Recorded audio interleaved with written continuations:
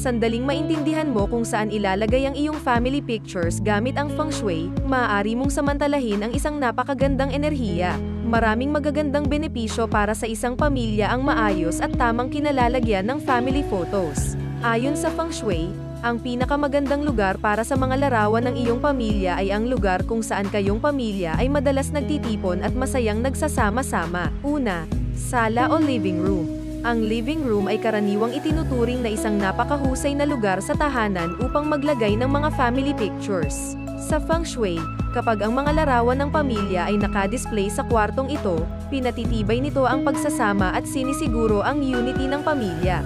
Pangalawa, hapagkainan. Ang isang dining room ay sumisimbolo ng kasaganahan at dapat regular na gamitin ng iyong pamilya para sa pagkain.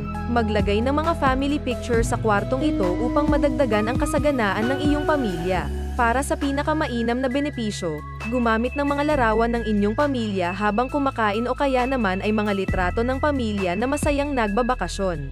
Pangatlo, kusina. Ang kusina ay ang sentro ng nourishment at pangangalaga para sa iyong pamilya, lalo na kung ang iyong pamilya ay naghahanda ng magkakasama. Iwasan ang paglalagay ng mga larawan ng direkta mula o nakaharap sa gas range. Mainam ilagay sa sulok ng kusina ang mga litrato ng pamilya.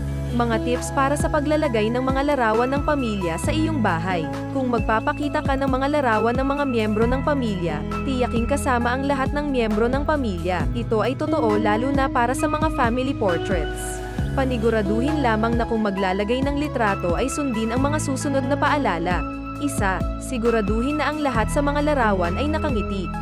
Dalawa, ang mga family pictures na nakaharap sa isang window ay itinuturing na isang mapalad na placement dahil ang mga larawan ay tumatanggap ng bagong chi energy na pumapasok sa pamamagitan ng isang bintana.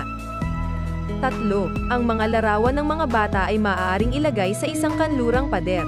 Apat, ang mga larawan ng kasal ay mainam na ilagay sa sala na nakaharap sa timog kanluran na pader o sulok.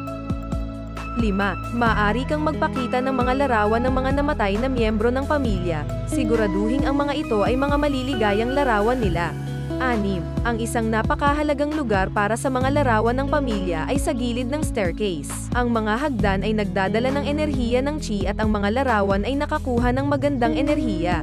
7. Maaari ka ring maglagay ng mga larawan ng pamilya sa isang coffee table o kaya ay study table. 8. Maganda din nakalagay ang isang picture frame sa isang table na nakaharap sa bintana. 9. Pumili ng naaangkop na frame para sa bawat larawan upang ipakita ang paggalang, pag-ibig, at karangalan. Tandaan, iwasan ang mga larawan ng pamilya sa loob ng bedroom. Ayon sa feng shui, tanging ang litrato lamang ng iyong asawa, kung may asawa, o kasintahan ang dapat na andito.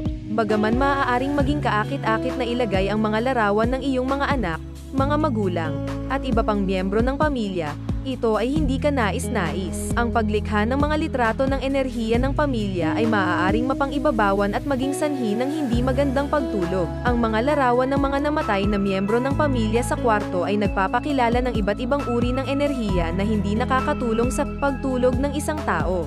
May ilang paniniwala na ang isang larawan sa kasal sa kwarto ay hindi nararapat, lalo na kung ito ay isang malaking portrait sa itaas ng kama. Ang mga larawang ito ay gumagawa ng sobrang pressure at stress.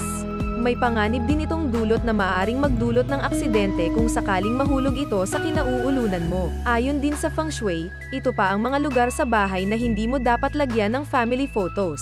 Una, huwag maglagay ng mga portrait sa dingding o isang table na nakaharap sa pintuan o sa pasilyo na humahantong sa mga silid-tulugan.